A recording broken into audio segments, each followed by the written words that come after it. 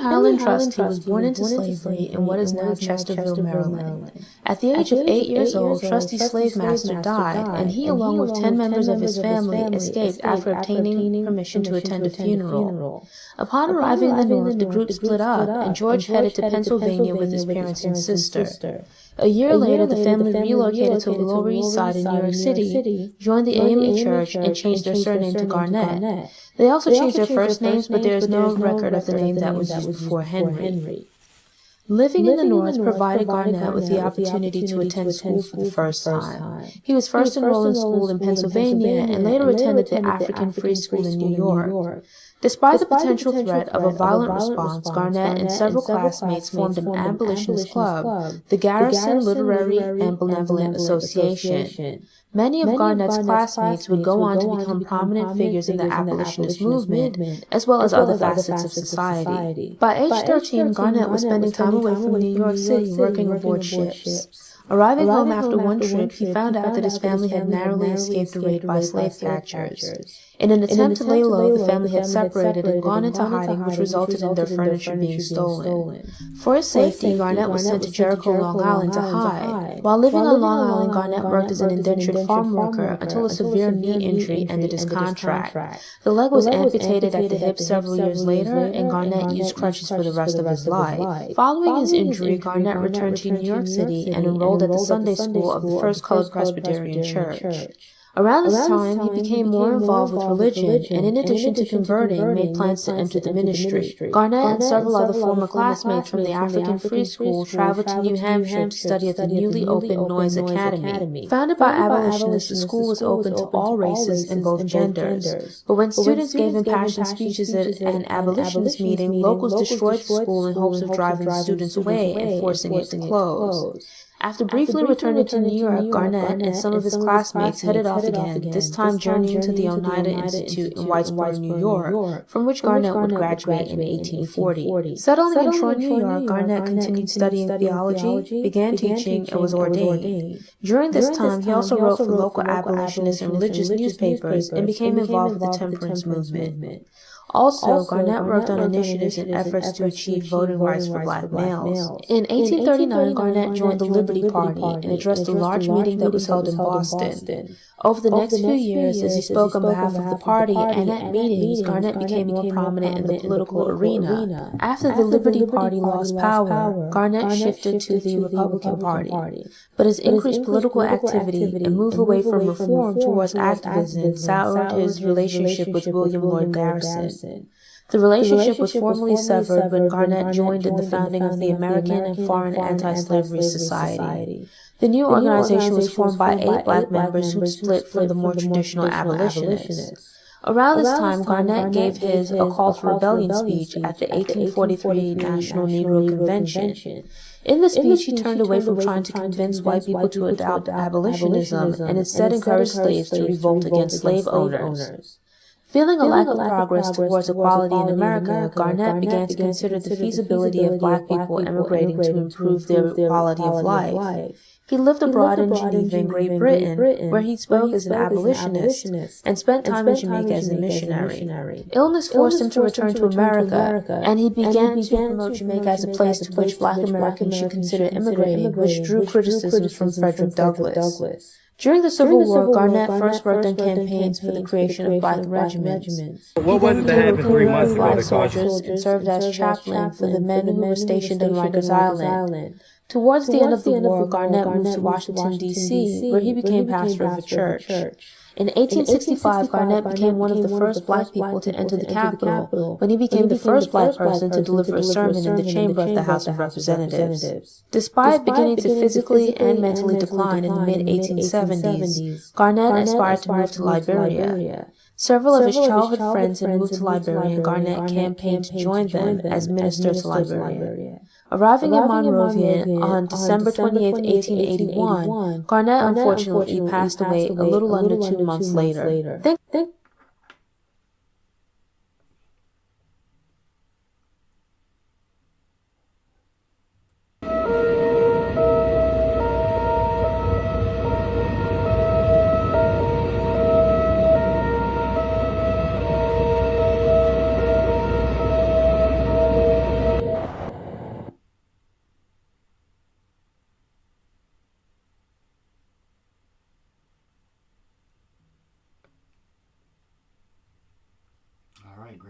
everybody? You're tuning in to Arm Yourself with Knowledge. I'm your guy, John Tell, back with some more stuff. It's been a long day. I'm tired. And there's been so much stuff I've been wanting to touch on, talk about. I ran into some technical difficulties earlier today where y'all couldn't hear me. Excuse me. Let me reiterate. Y'all could hear me, but y'all couldn't hear the content, the videos, and things that I was trying to share. So that was bits and pieces of some of the stuff I wanted to share. But Houston Pipeline raising environmental concerns, and I'm trying to find the article for that. And once I do, I will let you know. Of course, we are going to get into information about this is Democracy Now!, Buffalo and the situation going on there with the shooter, because you know we got to talk about that. If there's any news that y'all would like for us to bring up or talk about, let us know. Share it with us. Okay. Still getting set up with some stuff, so just bear with me, y'all.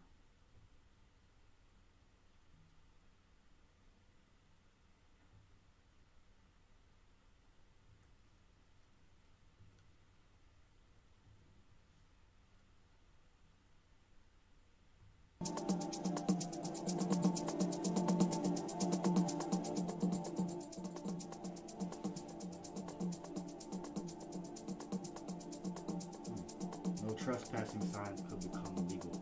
False. No trespassing signs could be illegal. Apparently, people out in Wyoming are putting up false no trespassing signs to deter people. Where is this article?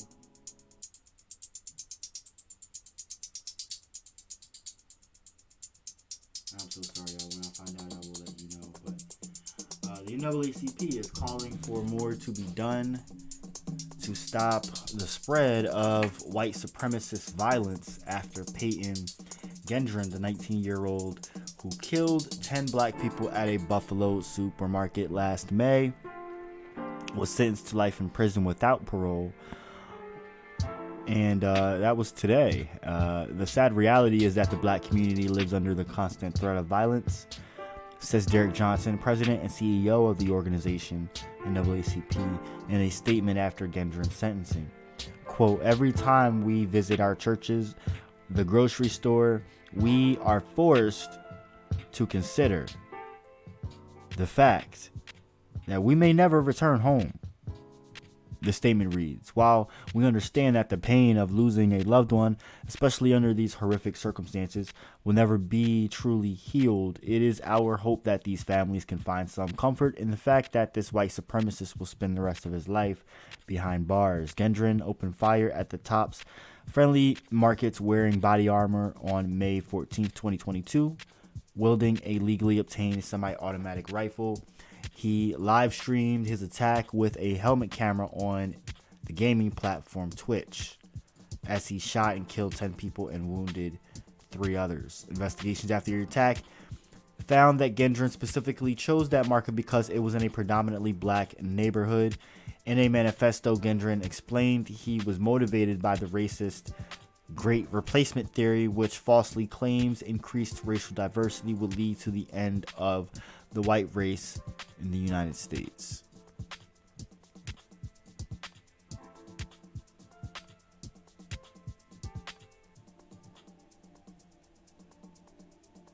OneHourGuys.com. You know who's toasty warm this winter? Anyone who calls What the 1 hour the guys. hell? We arrive on time or you don't pay a dime. No. You know who's even No. I don't know. Freaking commercials, y'all. Like ads. I'm on this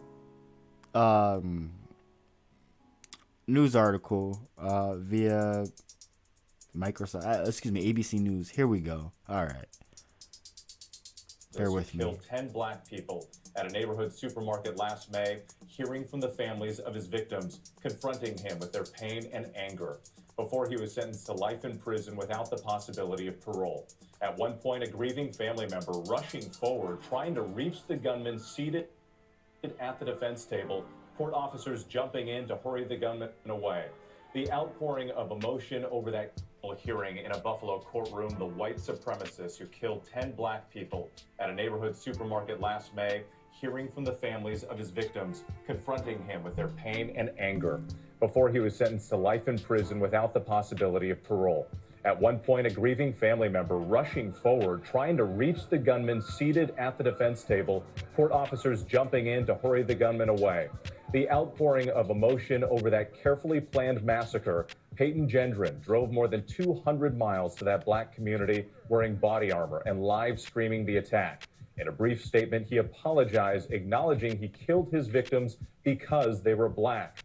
Strong words from Judge Susan Egan telling Gendron he deserved no mercy, no understanding, no second chances.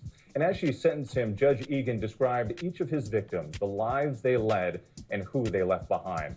Gendron had pleaded guilty in order to save his life, but he could still face the death penalty when he's tried on federal crimes. ABC's senior investigative reporter Aaron Katursky leads us off from Buffalo. Tonight, the pain of that racist attack at a Buffalo supermarket roared into court as families of the 10 black men and women shot dead faced their loved one's killer.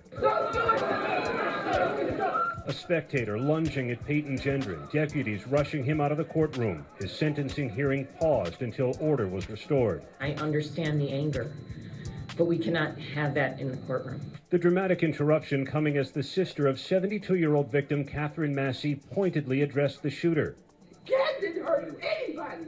That ain't fair to say. You gonna come down city and decide you don't like black people. Man, you don't know a damn thing about black people. We're human.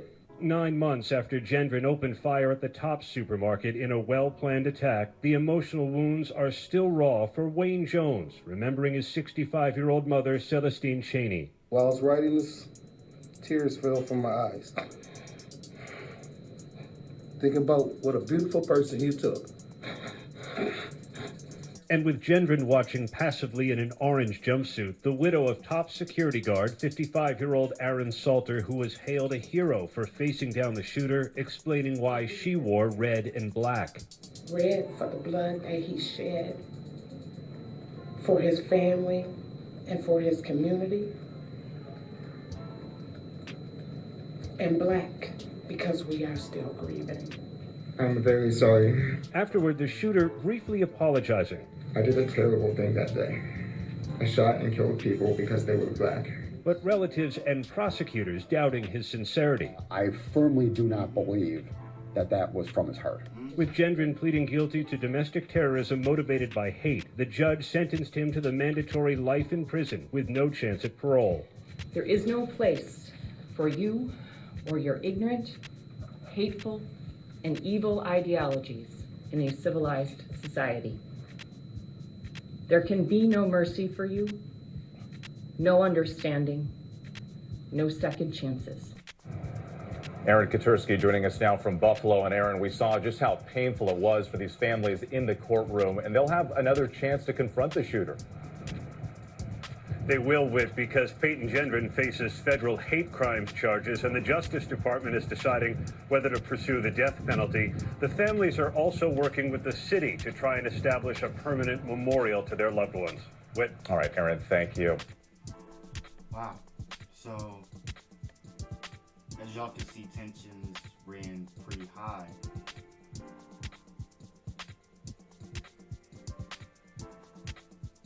And as they should.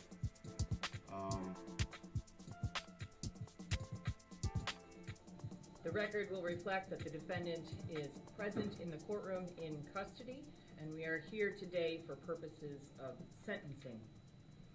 Before we get started, I would like to note for the record that I have received numerous media requests regarding the coverage of this case. I have issued an order allowing for a pool camera to video and audio record this proceeding and hear from the Buffalo News. Please be advised that no other individuals or entities have have been approved or are permitted to record this proceeding in any way. All right. I would just ask that all counsel enter their appearance on the record, starting with people. So, I'm not gonna be nice. My name is Barbara Massey. I'm Catherine Massey's sister. You killed my sister. Cat, I'm gonna tell you about my sister, Cat. Cat weighed 110 pounds, 72 years old. Cat would do anything for anybody, anytime. Cat was intelligent. She was a teacher. She was my best friend. She was anything at any given time. Cat was a protector. Cat likes to be. My son called Cat triple black because she was so proud of her heritage. My nephew said Cat was a saint among sinners. My sister, Catherine Massey, was a great person. Cat didn't hurt anybody. Now they come to our city and decide you don't like black people. Man, you don't know a damn thing about black people. We're human. We like our kids to go to good schools. We love our kids. We never go in no neighborhoods and take people out. Don't do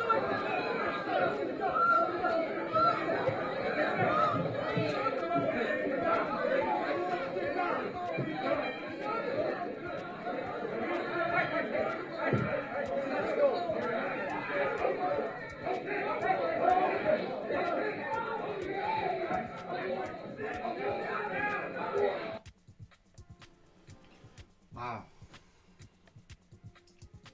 So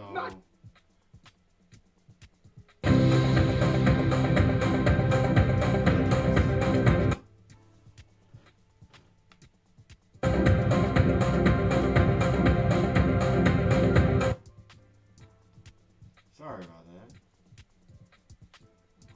It's always some kind of technical difficulties. Alright. I did want to go to information out of Philly and then some information out of Johnson City, New York. DeSantis signs bill into law to expand a controversial program that would ship migrants to sanctuary cities.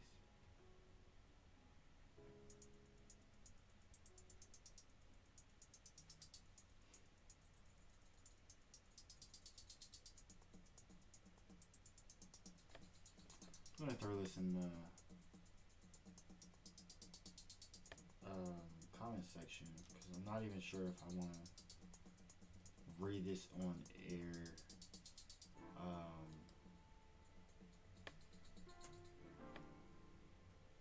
Just yet, but check that out.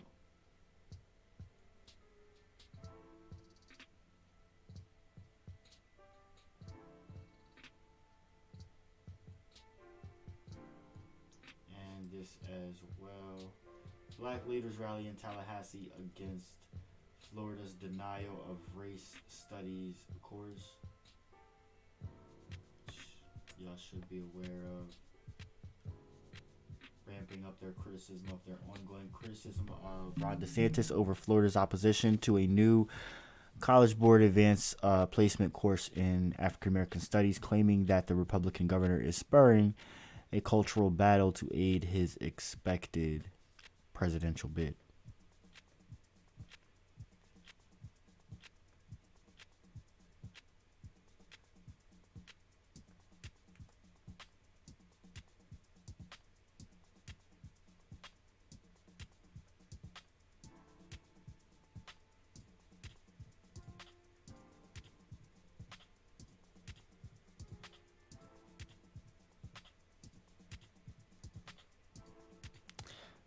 So much going on.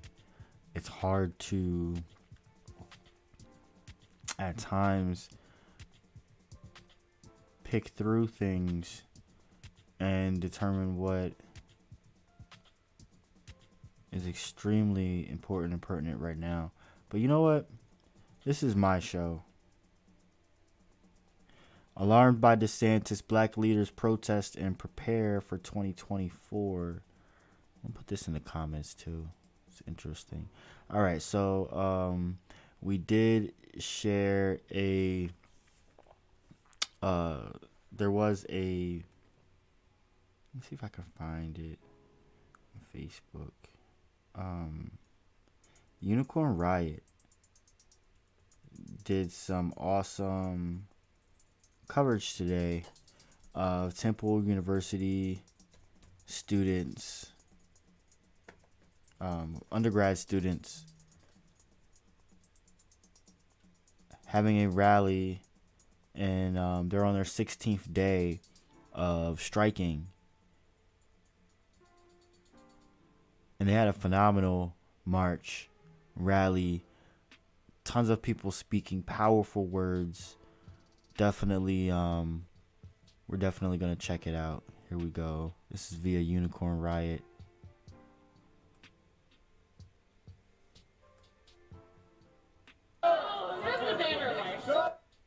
To keep organizing and building momentum until we force Temple to give in to the demands.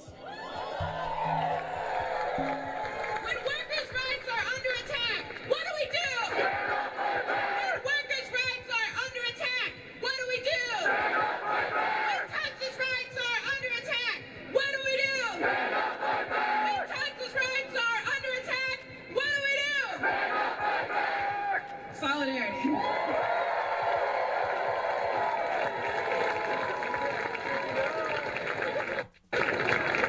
Now that's what we call in the trade an inspiring speech to rouse. We're here at Temple University, the graduate students.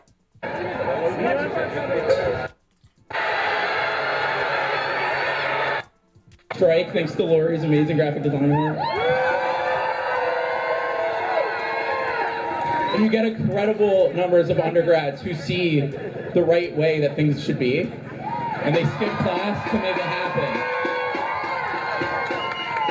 This is incredible. So I'll just say, my name is Evan. Hi. I'm an organizer with CUSA. Thank you. And I want to say that one of the cool things about what today is that 1 year ago today, our collective bargaining agreement expired. It means that for the whole last year, even though your tuition went up and Temple cut its budgets, meaning they're saving a lot of money, nobody in CUSA's bargaining unit got a raise. So we're even further behind than we were when we started bargaining on January 7th, 2022. And I think there's a lot of people in this building who are like, yeah, let him rot. Where is Wingard? Jason. He's in his really nice kitchen that they spent $4.5 million building.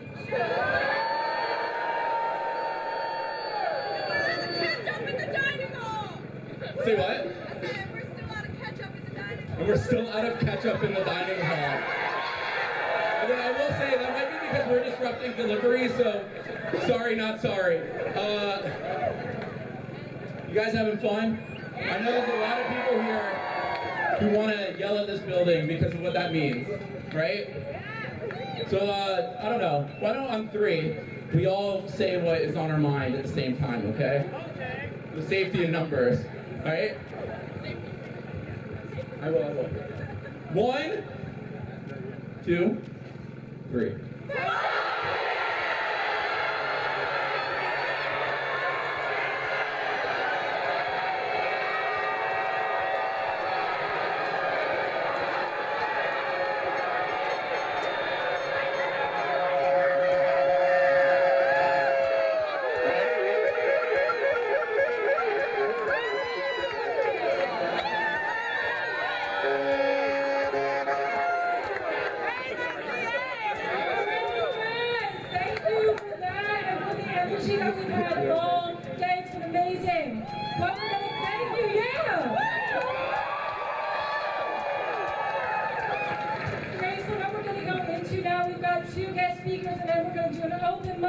Which is your opportunity to come up here, 3 minutes per person, and tell Wingard what the fuck is on your mind.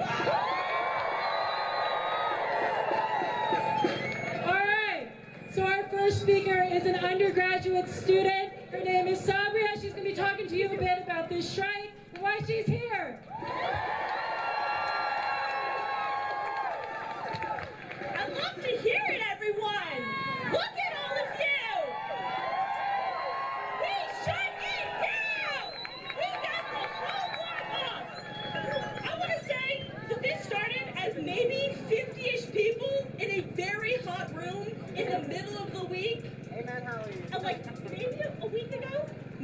week ago? This happened like about a week ago? 50 people in a room? Now look at how many of you there are here right now. How many of you are undergrads again?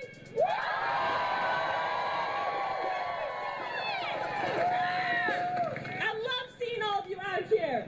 We spent so much time putting this together, and I really want to thank the rest of my team and the rest of the undergrads that helped work to do this.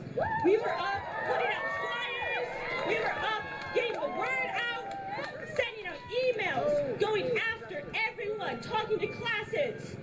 But look at what it did.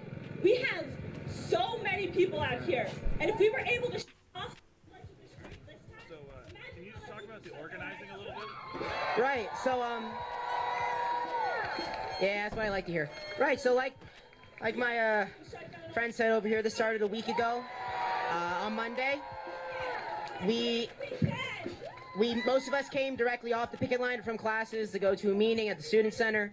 And Socialist Alternative, a member of Socialist Alternative, after we were discussing ways to help the union, suggested something they had come up with, which was this, a day of action with undergrads and, you know, as many people as possible. But we wanted to have, it ended up leading to what we have now, this undergrad day of solidarity. We also got other unions out here, and I won't say who they are, but we got people sticking their necks out here right now. Their contracts don't let them do this, but they're here.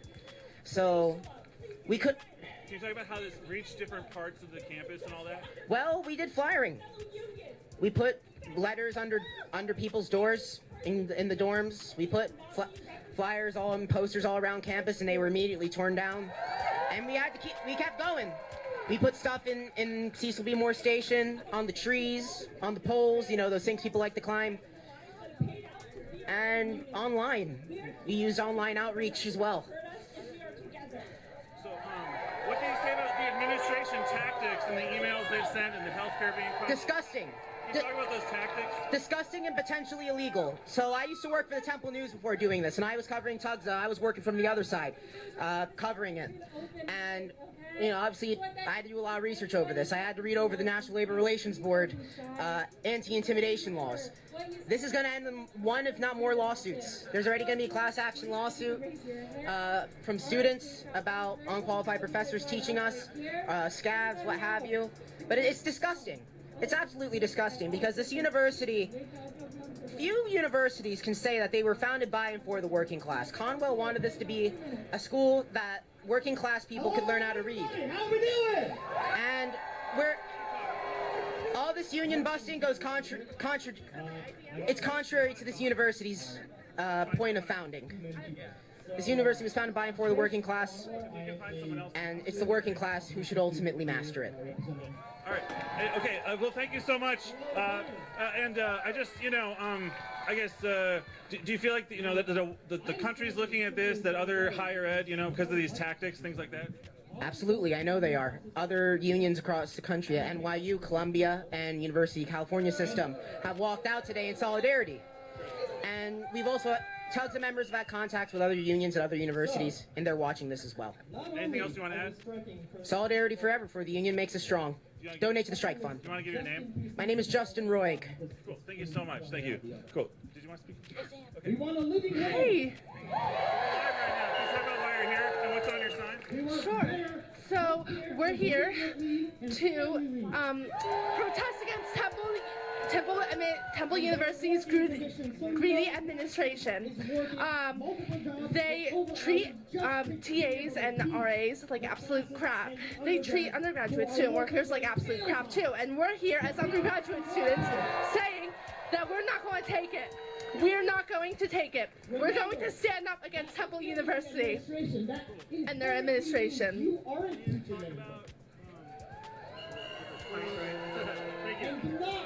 The administration tactics you've been seeing? Can you talk about that? Sure. So the administration has participated in a lot of fear-mongering.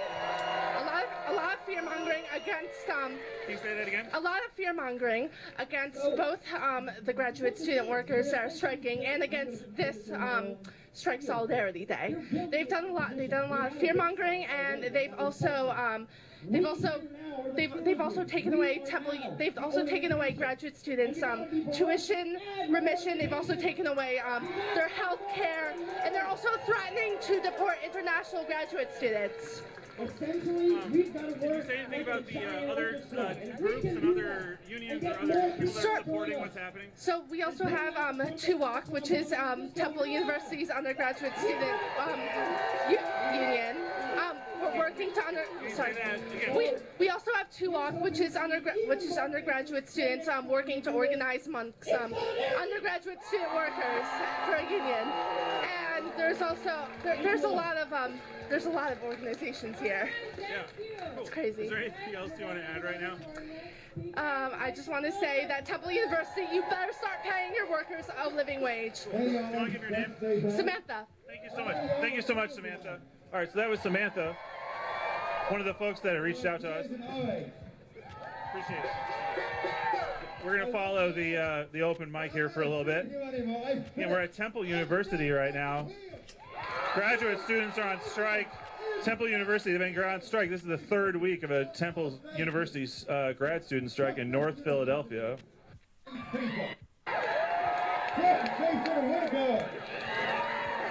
Fuck the dean and fuck the department chairs. All students, all TAs, all OAs deserve a living wage and work here because they do. So whoever is not here needs to look in the mirror and ask themselves, why the fuck are they at Temple? Alvin, what are you doing? This isn't a fucking Amazon warehouse.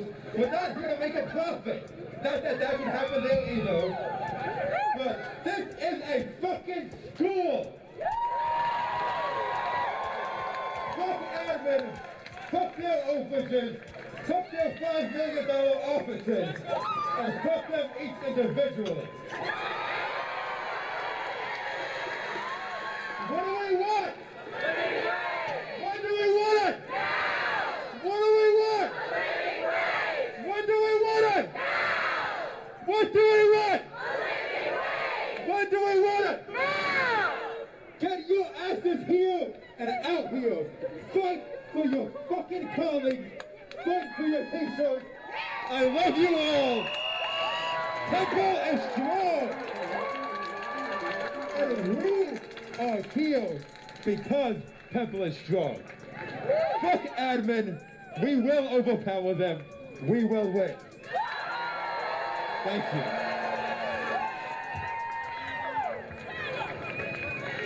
All right, amazing, thank you. All right, we're just gonna keep bringing people up here, so whoever's next, wonderful. No, you're totally fine.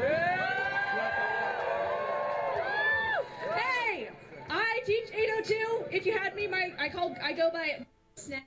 So you were just speaking. What motivated you to come on out today? What motivated me is the fact that I have been a Temple student. I graduated here, and it was all the TAs and RAs who got me through my classes, who taught me what I needed to know, who taught me how to research. And without a fair wage for them, Temple is nothing but a scam to make a profit. That is not the Temple we need. They deserve a living wage. They deserve healthcare benefits. And international students who have chosen to come to the U.S. to find a home here do not deserve to be fucked over by the university that claim to be their home. Can you talk about the administration tactics that you've seen so far? Yeah, the administration has been sent out countless propaganda. The different deans, the provost has sent out tons of fucking nonsense to us undergrads, as if they think we're fucking stupid when they pride ourselves on being smart. They hold up the strike and they don't respond. They spend their money on pointless nonsense when it should be spent on living wages. Thank you. Anything else you want to add? That's all for now, thanks. Cool. Thank you so much. Do you want to give a name on there? I'm Spence. Thank you so much.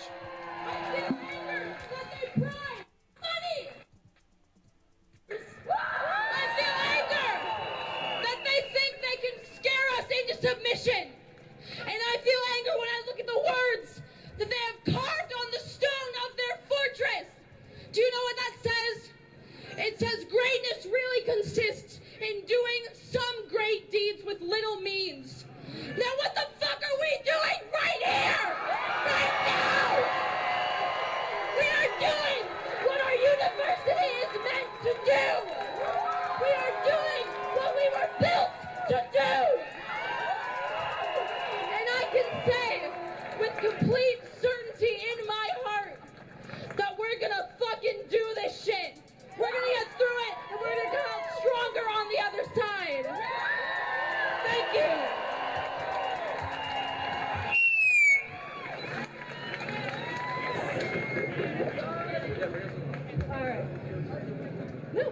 up another speaker, guys? Woo!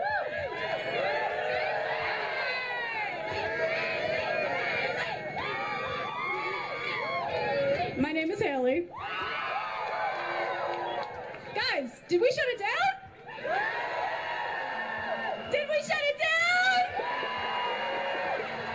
My name is Haley. I am a junior history major undergrad here at Temple. I work at the advising office where I make $12 an hour, and I also work at Campus Rec where I make $9.50. Not enough, right? Not enough. How many of you are undergraduate students? How many of you are undergraduate workers for campus? Do you make enough money? Do you wish there was a union for undergraduate workers? Well, I have news for you. We've started a union for undergraduate workers on campus because we don't make a living wage either. I know we all live on these wages and we don't make enough.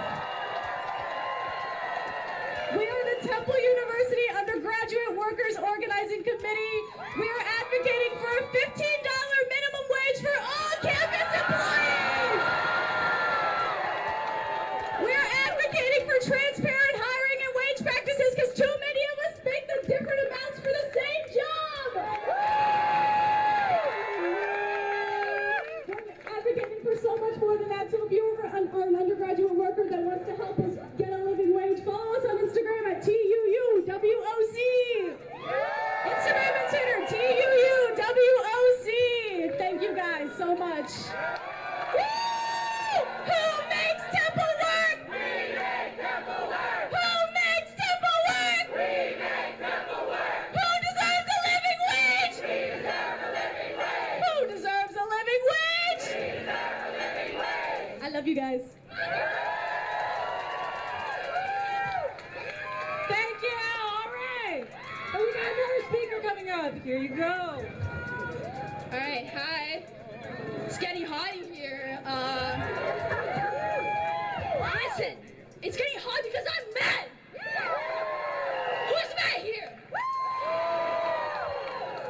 Listen, I'm especially mad because one of the reasons I came to this university is because it's an R1 research university. We do amazing work here. Amazing. And who does that work? Mostly grad students. They're the ones that teach me to be like that, to do that kind of research. I'm a neuroscience student, okay? Sometimes I have students in the same situation as me, okay? Going to symposiums, conferences. What's disgusting? What?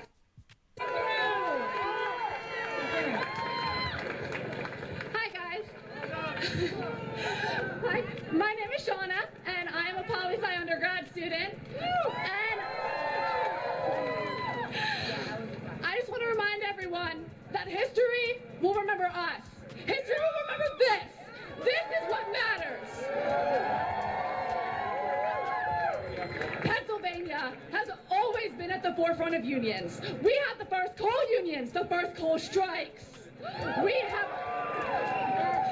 have constantly championed workers' rights.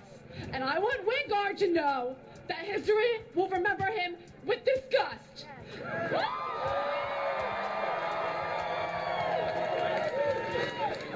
He is despicable. Admin, you are despicable.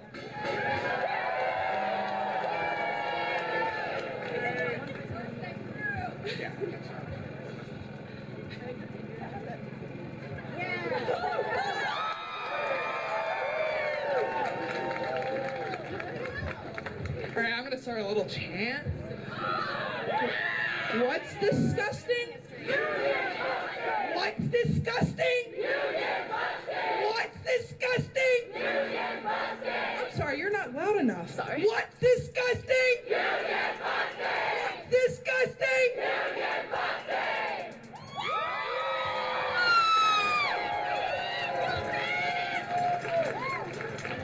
All right, guys, I'm going to speak and then we've got a guest speaker, okay? You need y'all to bear with me. I'm actually going to introduce somebody, never mind. So we're going to hear from another one of you guys. Thank you for coming again, and here we are. Hi everyone, thank you so much. My name is Courtney Byrne and I'm a 5th year Geography and Urban Studies PhD candidate.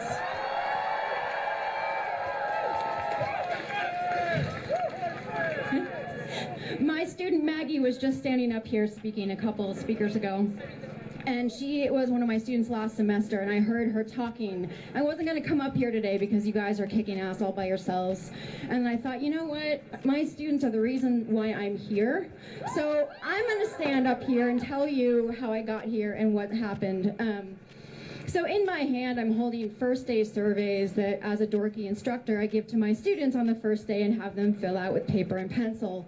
And one of the things I ask them on the first day of school is, why are you here? Why did you enroll in this class, right?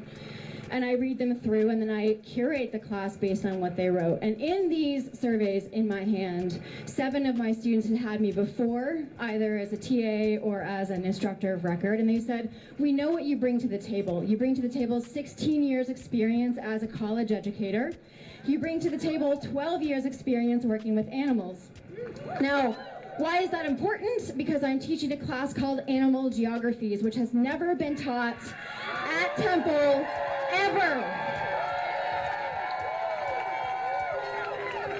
And I am absolutely honored to be a teacher for a class that has never been taught here before, that is based around cutting edge, very recent research. And the day that I got to class, I was so excited, and we got 5 sessions in, and then the strike started. So of course, as much as it broke my heart, I had to join my union siblings on the picket line. I had to fight for what was right. But then 5 days in, my class got scabbed by the chair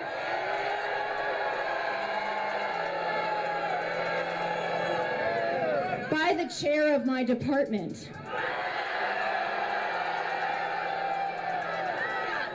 The chair who had sanctioned funding for me to go out into the field and do research so that I could bring that research back into the classroom to my students that she just stole from me. Let me tell you about this hat, right? I got this hat in Texas when I was doing field research. Field research, again, for my dissertation, but field research that I brought back to the classroom. So I have 12 years experience working with animals. My students wrote that they also have experience. We were going to collate that experience. We were going to go on field trips to the Fletcher Street Urban Riding Club in North Philadelphia. We were going to go on field trips to the zoo. We were going to go all around, and we were going to experience animals and the communities that I've worked with over the years. And now that class is online.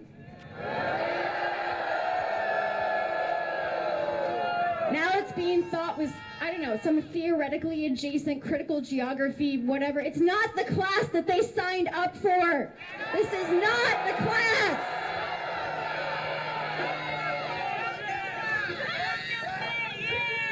Shame on you, Wingard. Mandel wrote us this email saying how much he really appreciates the talents of his graduate students, how much we give to the university. Put your money where your goddamn mouth is, Mandel. Maybe if you don't listen to your actual students like we do, maybe you should go back to business school and leave us to the educating, which is what we came here to do.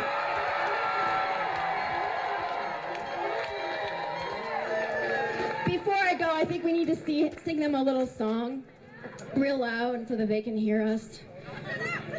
So I'm going to start and just repeat after me. Everywhere we go, people want to know, who we are, so we tell them, we are the union. The mighty, mighty union. Mighty, mighty union. We stand for justice. We stand for justice. And our students. And our students. And what do we want? When do we want it? Now. What do we want? When do we want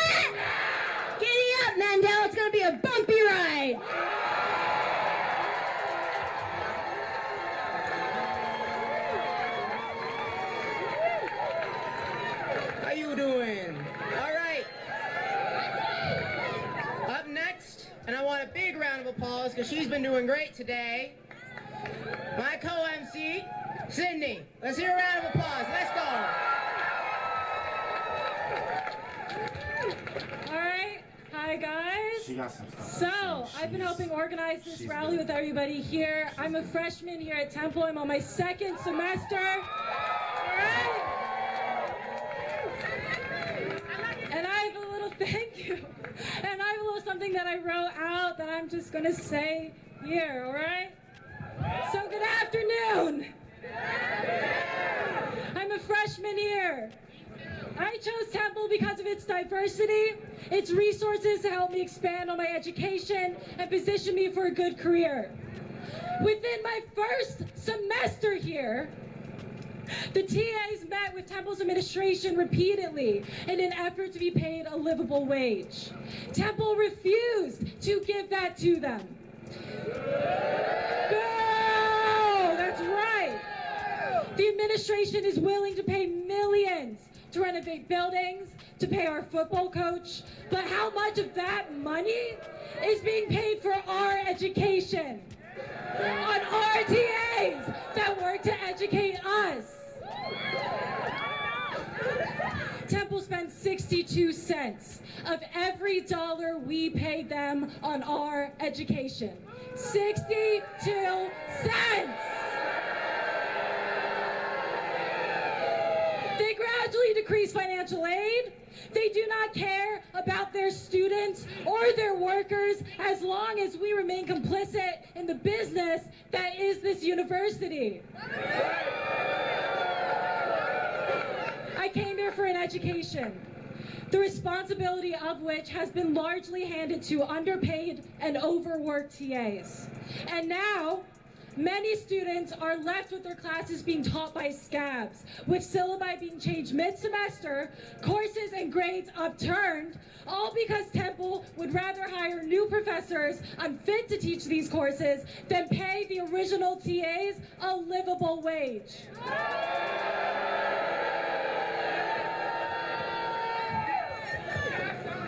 Temple would rather threaten students and say that we are getting in the way of our own academic progress instead of addressing the reason why we are here today, to help TUGSA and all TAs be compensated properly for their work.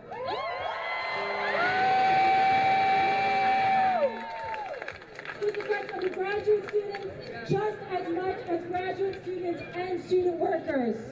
We deserve TAs who are paid a livable wage, who are able to teach their classes as best as they can.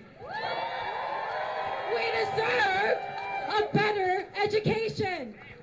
And the members of TUGSA deserve to be able to live here, to teach here, without worrying about being able to afford basic comforts, a home, food, a way to support those financially dependent on them. Paternity leave longer than just 10 days.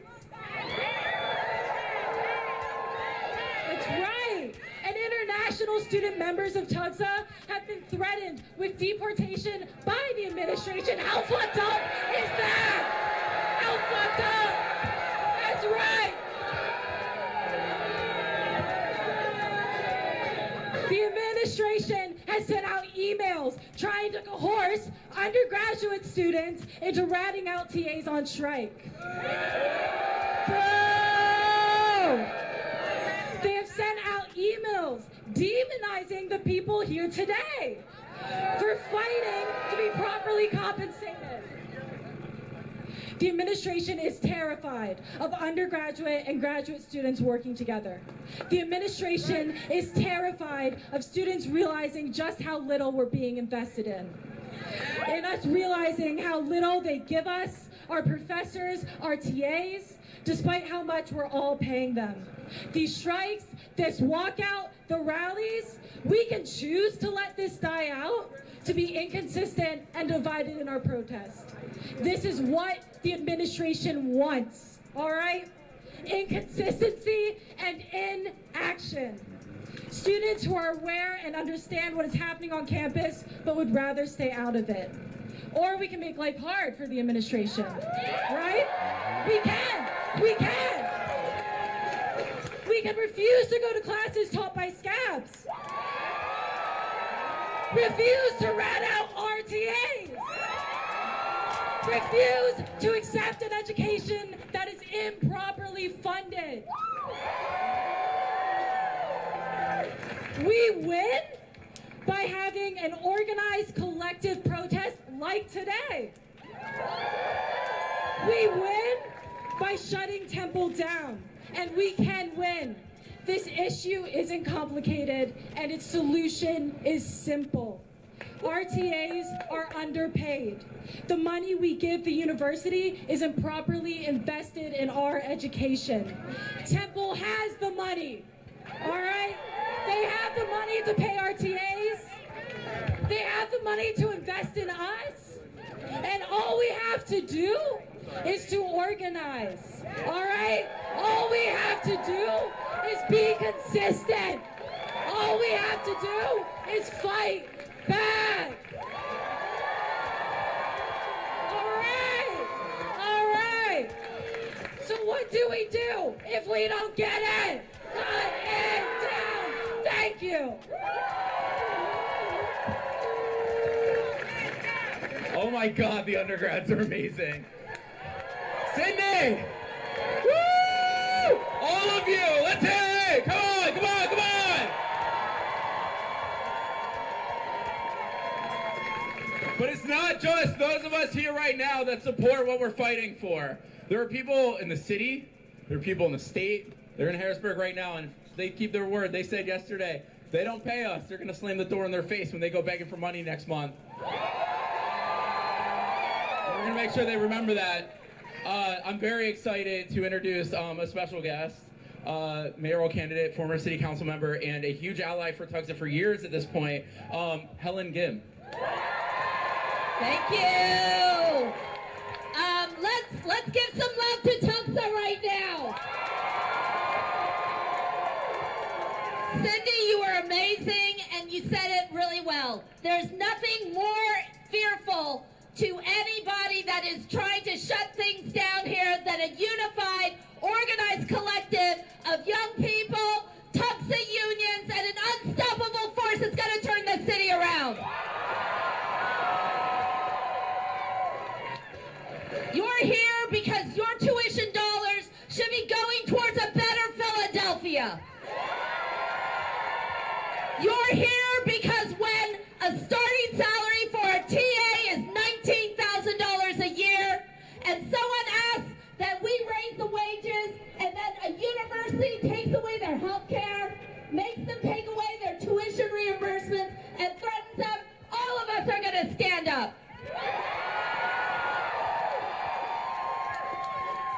A threat to anybody, anywhere is a threat to all of us, and that's the message.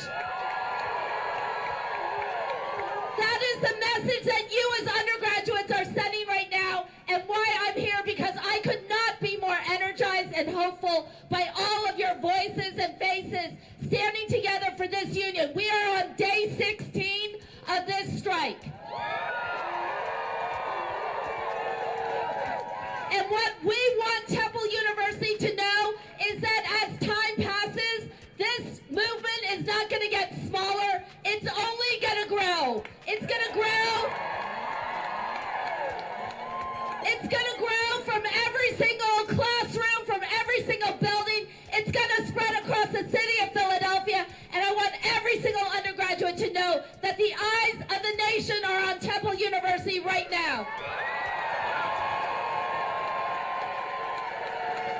Standing here today, you are not just standing up for your TAs and for the people who believe in you and your education. You're standing up for an unbelievable effort right now all across the country to see universities turn into corporate actors and not become about the education and the well-being of young people, promoting the values, promoting the very values that they espouse in the classroom. They have to live on the collective bargaining line. And whenever they educate or employ a student worker, these things are not just abstract theory. They're lived and practiced, and that's the message that you're sending from Temple to the world.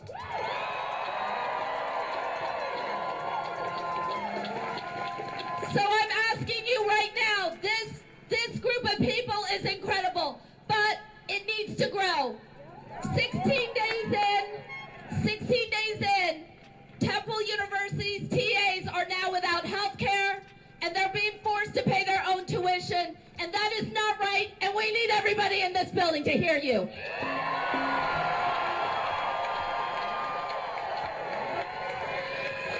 So I want to say thank you to everybody who showed up. Let everybody that you know that we need to support TUGSA right now and fight back. Do not quit, and we are going to win this for everybody. Thank you.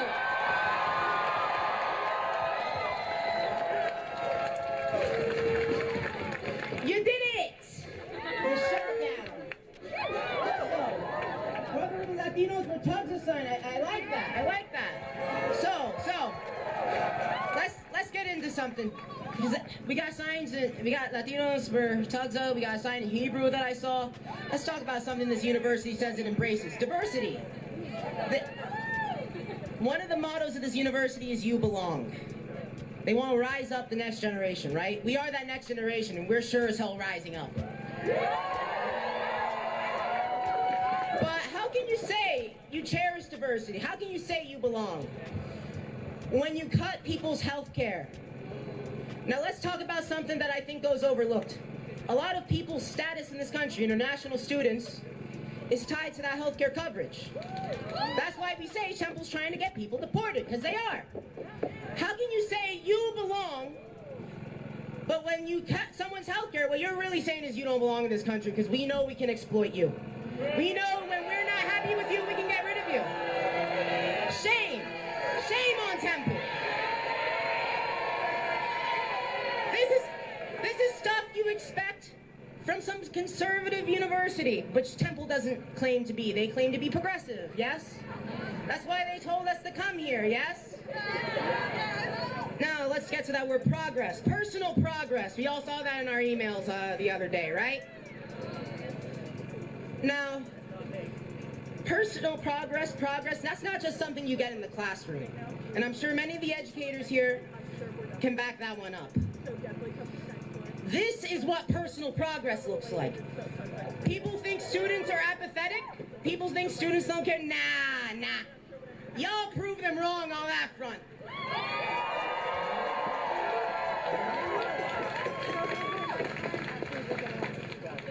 Temple is one of the few universities, and our friend Maggie said this, was referencing that earlier on the words written on the wall. That was founded, this school was founded as a night school. That's why we have it now, to teach people how to read. Classes were held in the basement of a church, which Temple later demolished because urban renewal, but we're not going to get into that. This was a school founded by and for the working class, and anybody here has heard the song Solidarity Forever. There's a stanza that goes, the world is not for us to slave in, but to master and to own. This is our school. They work for us. And you can tell them, you ain't happy with this. Your tuition dollars is what's being spent in that remodeling, but it's really a demolition. Your tuition dollars are being spent on things that have nothing to do with your education. And I can promise you, paying people that educate you is funding education. You don't go here for the deans, and you don't stay here for the deans, because Lord knows you can transfer somewhere else. You don't stay here for Jason Wingard. You don't stay here for Gregory Mendel. You stay here because the teachers that teach you are doing a damn good job. I'm the son of a proud union teacher. I'm the brother of a former teacher. I would not have gotten where I am today if it weren't for a teacher that loved me. And I'm sure that we all have that one teacher that got us here today.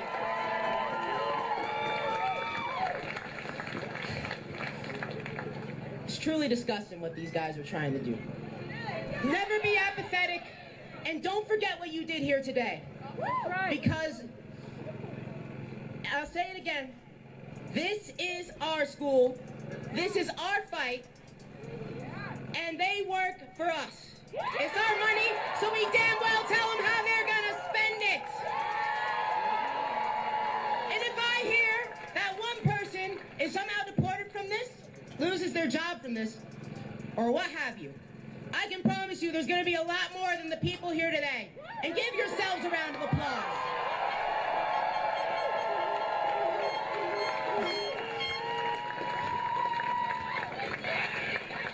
Also join TUWOC. If you're a student worker here, join TUWOC.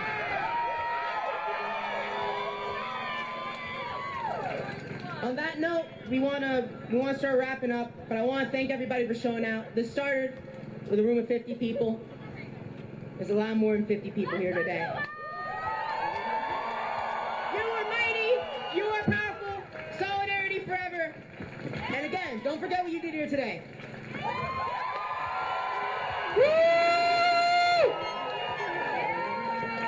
All right. I want to take a moment as a Tugsa person to say thank you to the TUWOC people and everybody standing over here who has made today happen. Justin, Sydney, Zach, I forgot your name, whatever. All these amazing people. I'm bad at names, I shouldn't be doing this. All right, listen up. We're talking about how, this is just the beginning and not the end.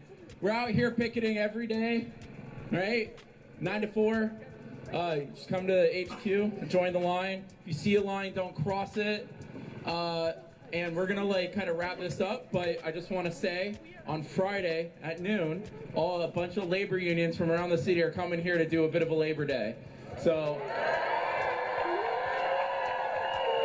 it's not my job to tell you what to do, but I know where you should be at noon on Friday. There will be a Scabby the Rat, and you will be able to do a Scabby selfies so you can take a picture with the person who stole one of our jobs. So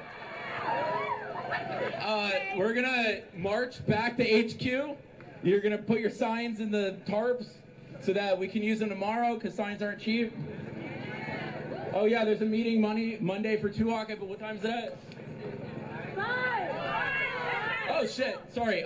It's for this. It's at 5. It's on the Mazer Terrace, right? Real quick about the meeting on Monday, okay? It's for what we are doing right now. It's for undergraduate students, grad students, student workers. It's the same fight that we are fighting today. We are meeting Monday on Mazer Terrace at 5 p.m. to plan another day of action because we're not giving up after today. We are not burning out, all right? Show up! I hate being handed the microphone back after her. Walk that way. If you want to join TUWOC, you can be associate. You do not have to be a student worker. You can join us, please. Join in solidarity for your fellow TAs, your fellow student workers. Join. Or else, what are you, a fucking scab? All right, so that's awesome. Let's march that way. Orderly. Who are we? Who are we? Who are we? We don't get it. We don't get it. We don't get it. We don't get it. We don't get it. If we don't get it.